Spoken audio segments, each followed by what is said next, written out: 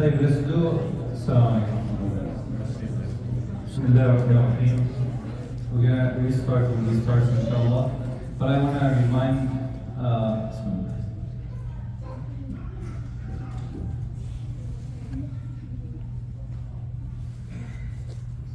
I know it's very hard to get everybody to quiet at the same time, but inshallah we'll try our best.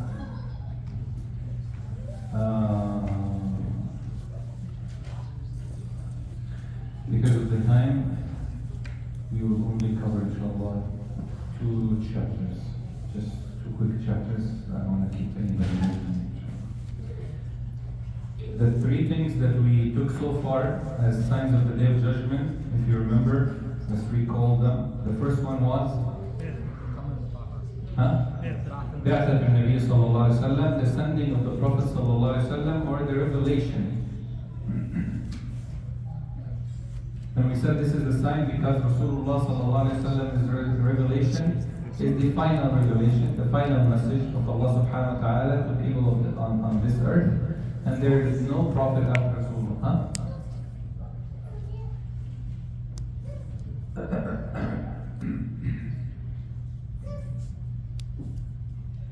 Then number 2 was the death of the Prophet sallallahu alaihi wasallam, and the death of Rasulullah sallallahu alaihi wasallam is a sign again for the same reason that there is no prophet after Rasulullah sallallahu alaihi wasallam. There won't be any prophet. So his death is a minor sign of the Day of Judgment because Rasulullah sallallahu alaihi wasallam, he said, "I was sent with the last hour." So if he's gone, then we are very close to the last hour. If he was waiting for it sallallahu alaihi wasallam and he was waiting for the last hour, then we should be closer to it than him sallallahu alaihi wasallam. The third was the splitting of the moon, and we spoke about this as a universal sign. Okay? And we spoke about the difference between universal signs and religious universal miracles and religious miracles. Every prophet has both. Our Prophet sallallahu alaihi wasallam counted a thousand miracle of Rasulullah sallallahu alaihi wasallam. So, Bismillah ar-Rahman, alhamdulillah, salatu wassalamu ala rasulillah wa ala alihi wa sahbihi wa man wala. Number 4. The 4th minor sign is انقراض الصحابة الكرام, the disappearing of the noble companions of Rasulullah sallallahu alaihi wasallam. And this is also done. Rasulullah sallallahu alaihi wasallam, Allah subhanahu wa ta'ala chose him as the final messenger, and Allah chose for him companions. So every single companion of Rasulullah sallallahu alaihi wasallam is chosen by Allah. And the definition of a sahabi, who is a sahabi? A sahabi هو من رأى النبي صلى الله عليه وسلم Musliman, a person who saw Rasulullah sallallahu alaihi wasallam or witnessed his time, because ra'a doesn't literally mean see, because there were companions who were blind. So a person who witnessed the time of Rasulullah sallallahu alaihi wasallam and saw him, whether it's a vision scene or living with him, and he became Muslim while Rasulullah was alive, and this person died as a Muslim. وَإِن تَخَلَّلَتْهُ رِدَّةٌ, even if he leaves Islam in the middle and returns, okay, if he abandoned Islam for a period of time, and this person returns back, he's still considered a Sahabi. So everybody is clear with that now? So Sahabi is someone who did what? Saw Rasulullah, and then became Muslim, and then in the life of the Prophet, because there are people who saw Rasulullah, they lived with him, but they did not become Muslim till he passed away. Those people are not considered Sahaba, even though they saw Rasulullah more than some of the Sahaba.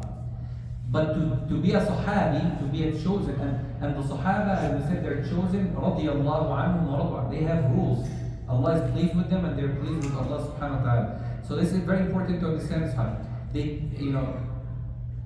there is one Sahabi, there's one Tabi'i, they said, Ibn Qayyim said, if I was told that he had a heart attack, I wouldn't be surprised. Anybody know his name? I'll tell you a story and search his name up, okay? That's your homework. He arrived to Medina on Monday, the 12th of Rabi'ul Awwal after Salatul Fajr. Does this day remind you of anything?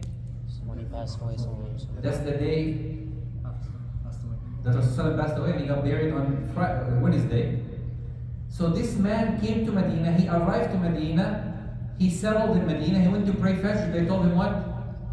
Rasulullah died. Can you imagine? He missed being a Sahabi by a night. If he came a little. So Ibn Qayyim said, and others, they said, if this person had a heart attack, like he heard that in here, I wouldn't be surprised. Why? Because he just missed seeing Rasulullah.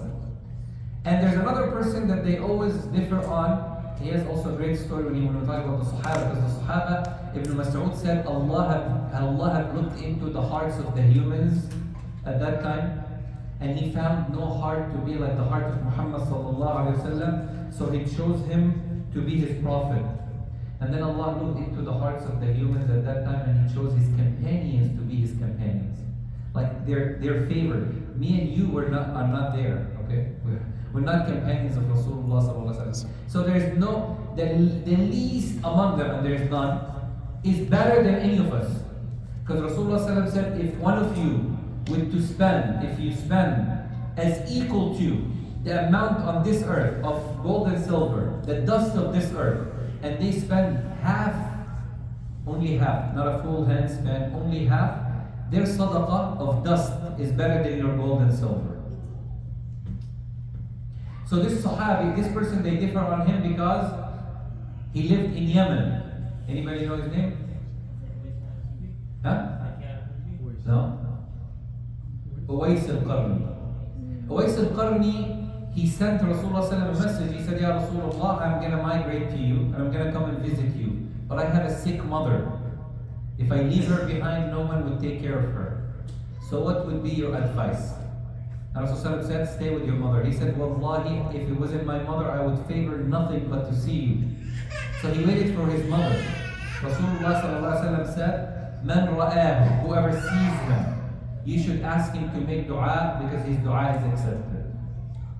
So Umar saw him when he came, because Rasulullah died, he came at the time of Abu Bakr. He migrated from Yemen to Medina. When he came and Umar saw him, Umar went after him and he said, are you Uwais? He said, yeah. He said, make dua for me, for Allah to forgive you. He said, you want me to make dua for you? You are Umar. Like, Umar is the second best man after Rasulullah. So he said, you want me to make dua for you? He said, yes. Wallahi, I heard that your dua is accepted because of how much you took care of your mother, and Rasulullah said that to us. So the scholars differ. Is he a companion or not? But the truth is, he missed it because he didn't see the Prophet. He didn't witness to see Rasulullah sallallahu alaihi wasallam. So he is from the great, or the eldest of the Tabi'een radiallahu anhu wa Allah. So what is the hadith we have today for the Sahaba? Rasulullah sallallahu alaihi wasallam, he said, النجوم أمانة السماء فإذا ذهبت النجوم أتى السماء ما توعد وأنا أمانة لأصحابي فإذا ذهبت أتى أصحابي ما يوعدون وأصحابي أمانة لأمتي فإذا ذهب أصحابي أتى أمتي ما يوعدون. The Prophet sallallahu alaihi wasallam, he said, the stars are a source of security for the sky. And when the stars disappear, there will come to the sky what is promised, which is the shooting stars. Okay? So as long as you see stars in the sky, then there is no shooting stars. When the stars disappear, then there are shooting stars. Okay? Then he said, and I am, he's talking about who? Everybody's asleep tonight. Huh? Himself. Rasulullah sallallahu alaihi wasallam, he said, and I am a source of security for my companions. And when I am gone, there will come to my companions what they are promised. What happened to the companions after the death of Rasulullah? Fitna. Fitan. The doors of problems started. First, people left Islam. Then you have the problems that took place in some of the countries that Rasulullah wanted to send.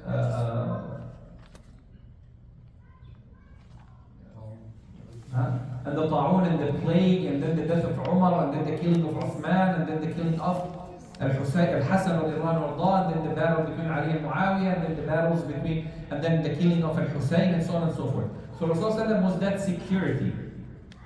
And then he said, my companions are a source of security for my ummah, that's us.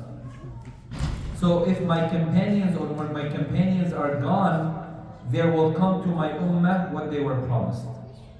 So from this hadith we take few things. Number one, the loss of the companions of Rasulullah sallallahu alaihi wasallam is connected to the signs of the Day of Judgment in two cases. One, it is referring to the death of Rasulullah. Two, it is talking about the stars and the shooting stars. And also the hadith is referring to another sign that the scholars have taken from that the righteous will disappear one by one. The best, and then the next best, and then so on and so forth.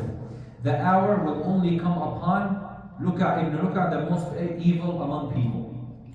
So when you see righteous people dying, that's actually a sign of the Day of Judgment. Why? Because Yawm al-Qiyamah, the last hour, when it happens, it will only happen upon, or mostly, not when we're saying mostly means, let's say for example, you have 1,000 people on earth living at that time. By the way, this civilization will disappear and you'll have less people living. That's also another sign we'll talk about inshallah, and how it will happen. Let's just say there's 1,000 people on earth, okay? Out of 1,000, you would have 850 or so of evil people and only 100 or some righteous people. So now, for that to happen, righteous people have to do what? Die, they leave. So Rasulullah said that the companions will leave. So now Rasulullah leaves, companions will leave. Do we have any companions living? Not humans, not jinn, by the way. I was just traveling recently and somebody told me, well, there's a jinn prophet, there's a jinn companion that someone is interacting with. We don't have righteous type. The Sahaba died. When the Sahaba died, the people who followed them are called what? Tabi'een, followers. They also died. All three generations of the Tabi'een died. The eldest, the middle, and the youngest. Then after the Tabi'een are the followers of the followers. Those people also died. So that when the time runs closer to the last hour, you have less of what? Righteous people and more of evil. Is it the case today? If you look on earth in general, of the number of people, how many human beings do we have on earth today? 8 billion. 8 billion? I'm just going to take your word for it. We're not into the mood of discussing. 8 billion. Out of 8 billion, how many believers? Just in general, don't count righteous Muslims. 2 billion. So we have 6 billion of. You get it? So out of the 2 billion, if we want to filter the 2 billion, and we say how many Muslims, true Muslims from the 2 billion, you would have less. But in general, but you still have 2 against what? 6. So the number is what? So that's the scale. The more we get closer to the last hour, the less we have righteous people. And that's why the first generation went very quickly, which is the Sahaba of Rasulullah sallallahu alayhi wa sallam. So that's number 4. Number 5. Fath Bayt al-Maqdis, the conquest of Jerusalem. We have Palestine. We have a body that is called Damascus. Damascus is which countries? Syria, Jordan, Palestine, and add Lebanon to it, you can. Okay? All of these areas are called what? Damascus area. Baytul Maqdis is Jerusalem. That's where Al-Aqsa is. In general, this area is blessed. Allah subhanahu wa ta'ala said, سبحان الذي أسرى بعبده ليلا من المسجد الحرام إلى المسجد الأقصى الذي باركنا حوله. Allah has blessed the surrounding area. And Rasulullah sallallahu alaihi wasallam, he encouraged people to die or to live and die in Al-Aqsa, in Palestine area or Damascus. He said, Al-Malaika, the angels will bestow their wings upon that area. Okay? The angels will bestow their wings upon that area. If one of you could die there, the best of people will be living in that area. So we know that this area is blessed. This area is chosen by Allah subhanahu wa ta'ala, is favored by Allah subhanahu wa ta'ala. So that even in the day of judgment, when the Dajjal comes out and Isa ibn Maryam comes, this is the major signs now, the entire battle between Dajjal and Isa ibn Maryam is in that area. Okay? قال النبي صلى الله عليه وسلم إن الملائكة باسطوا أجنحتها على الشام طوبى للشام طوبى للشام طوبى للشام.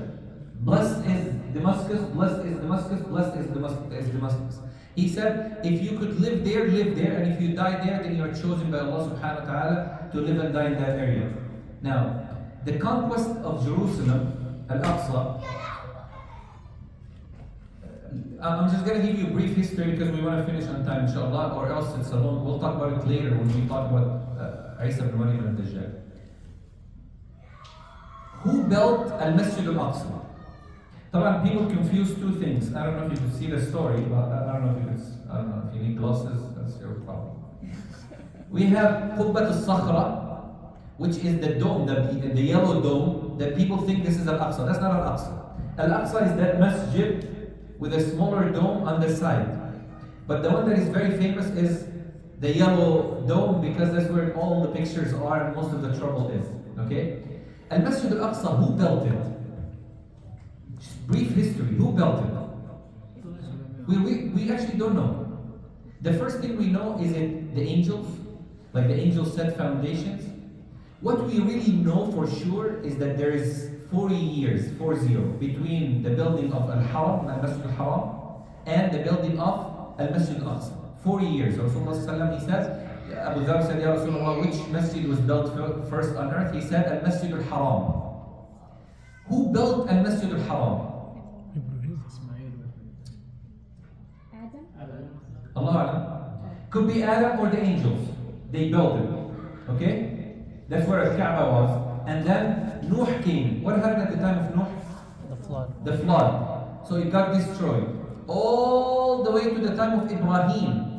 Ibrahim did not build Al-Kaaba. Ibrahim rebuilt Al-Kaaba upon the foundations. He said, وَإِذْ يَرْفَعُ إِبْرَاهِيمُ الْقَوَاعِدَ مِنَ الْبَيْتِ. There were foundations, and all Ibrahim did is what? He built it, because when he came here, when he came to Al-Kaaba, and he left his son, Ismail, as a baby, what did he say? What was the dua that he made, our Hafiz today? قال رب إني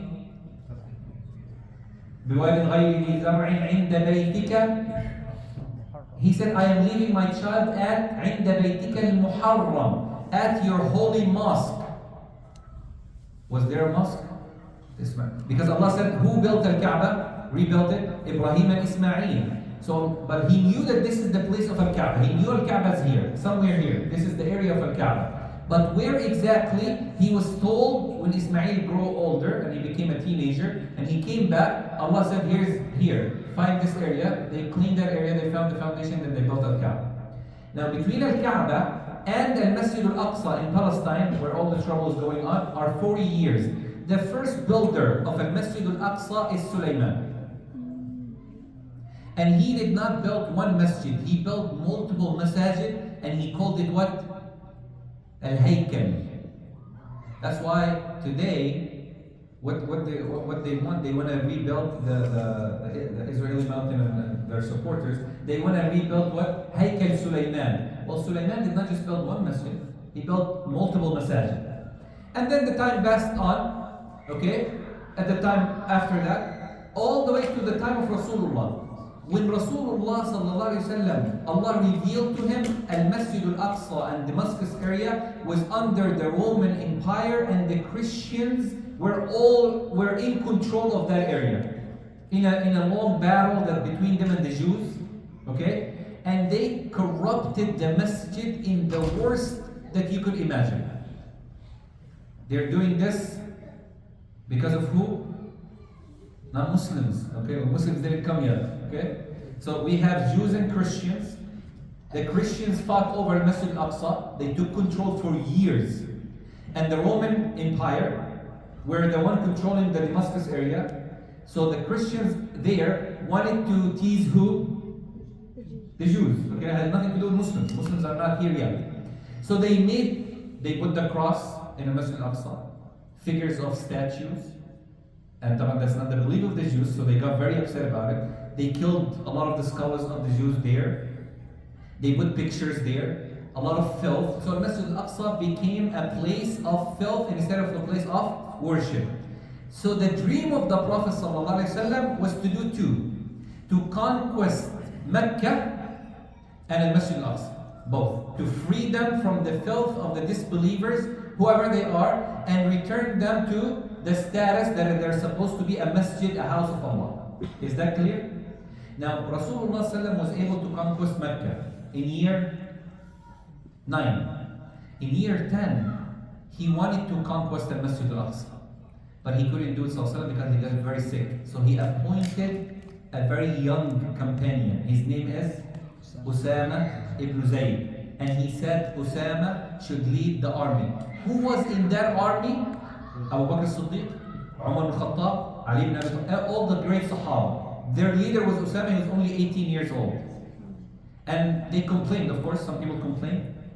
And they said, Ya Rasulullah, why would you send a young boy, a young child, and he's 18-year-old?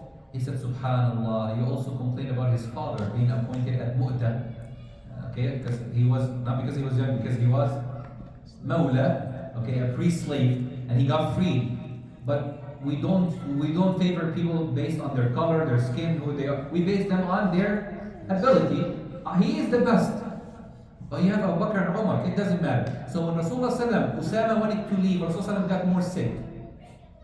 So Rasulullah ﷺ died, and the first thing that Abu Bakr as-Siddiq did was to send the army of Usama out, in the long story that you all know. And he said to Usama, would you, so look at the manners, the adab. Abu Bakr as-Siddiq came to Usama and he said, would you give me permission to stay behind?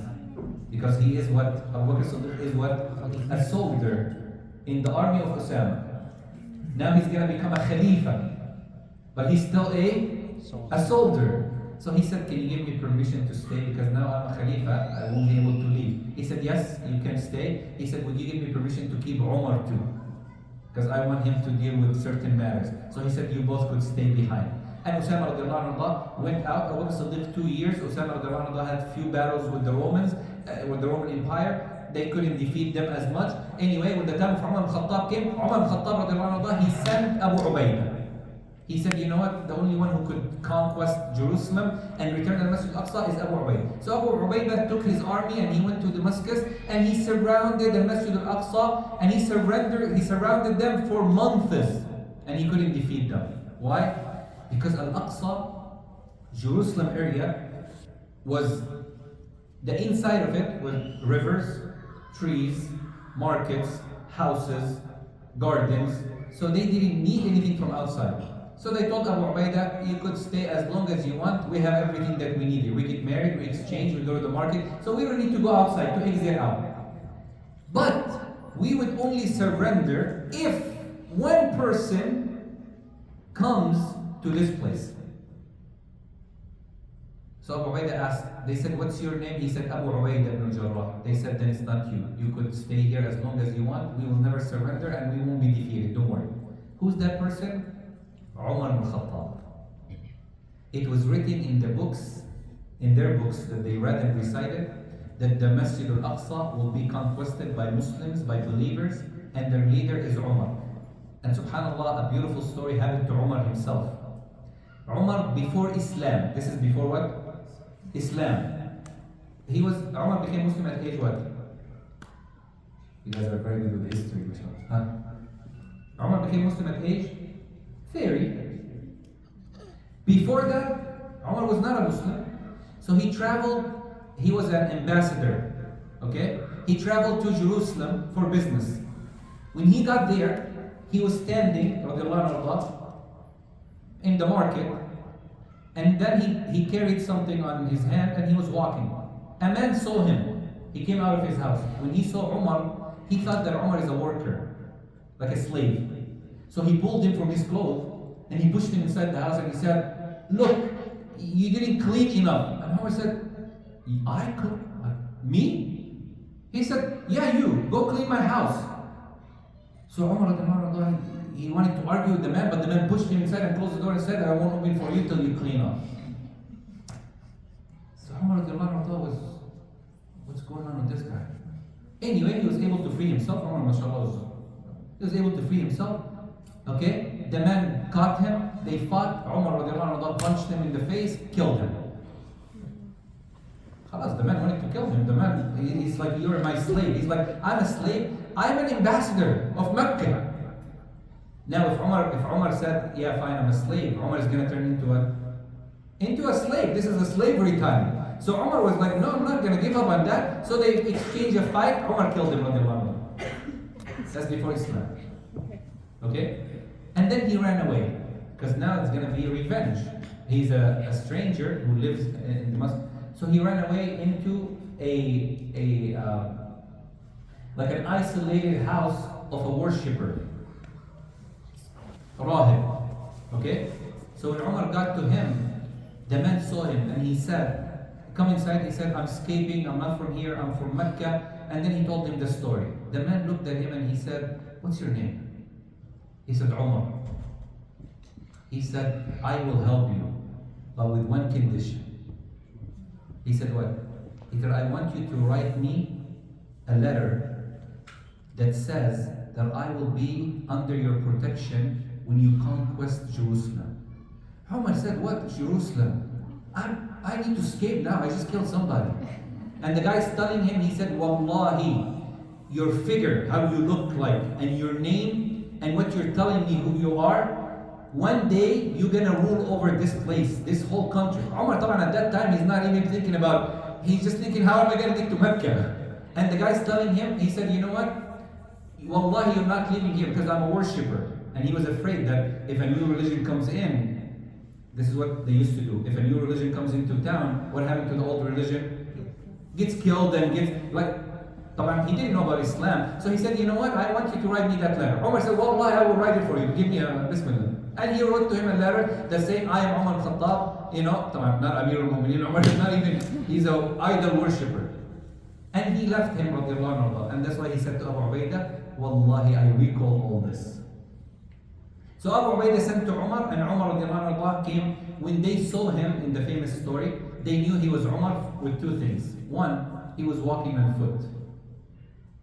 Two, his clothes was ripped, and he had like 17 holes in it. So Abu Ubaidah said to him, he said, "Ya Amir al-Mu'mineen, this is how you're going to take the keys of al-Masjid al-Aqsa? Like, this is al-Masjid al-Aqsa. We're conquesting Jerusalem. We're taking al-Masjid al-Aqsa back. And this is how you're going to look like as a Khalifa. Wallahi, Ya Amir al-Mu'mineen, if they see you like this, I'm afraid they would humiliate us." He said, "Subhanallah. Ya Abu Ubaidah, law qalaha ghayruk." He said, if someone else other than you said it, Wallahi, Ya Abu Ubaidah, you would have seen what I would have done to him. Because I love you, I'm not gonna. Umar was very brave, but at the same time was very religious too. He said, "Ya Abu Ubaidah, نحن قوم أعزنا الله بالإسلام مهما ابتغينا العزة في غيره أذلنا." Look, wallahi brothers, and I'm gonna leave you with this, and maybe continue inshallah Salah al-Din, because that's another conquest. We have 3 conquests of Jerusalem. 2 of them happened, and 1 inshallah we're waiting for. And we hope to be part of it, inshallah. So what did he say? Umar said, "Ya Abu Ubaidah, we are only honored because of what? Because of Islam. Not how we dressed, not how we looked like we were nobody. Who are we before Islam? We were shepherds. Umar radiallahu anhu used to say to the Sahaba, and he used to tell them, look how idiots we were. They said, why do you say that? He said, we used to make idols from dates. And when we get hungry, we eat them. Umar said, Wallahi, you know, I never thought of it. If I thought of it for a minute, I wouldn't ever worship an idol that is made from dates. How is he my God? I'm eating him. So he said that Ubaidah, he said, don't ever look down, don't ever look at these things like how you dress like. This is a problem. He said, we are honored by Islam. When the when the priests saw Umar and they came with the key of the Masjid al-Aqsa, the first thing they noticed is how he looked like. They said the first sign we have is that you will be walking on foot, not riding. You know how he... When you finish, I have a few words. Okay, inshallah. So can we get the fans on or no? The little thing is not open? Or the AC is off too? Yeah? Like, so he said, Wallahi, we are honored by Islam if we seek our honor in other than Islam, or our dignity other than Islam, Wallahi, we will be humiliated. Ya Aba Ubaidah, we came here to free the slaves of Allah from worshipping other than Allah. They said, the priest said, what's your name? He said, Umar. They said, this is the first sign, you're walking on foot. Then they said, let's count the holes in his clothes. Can you imagine the Khalifa of the Muslims? Umar is not just a normal person, Khalifa of the Muslims. And he's wearing clothes. And the story with him walking is that his servant, it was his servant's right. They only had one camel.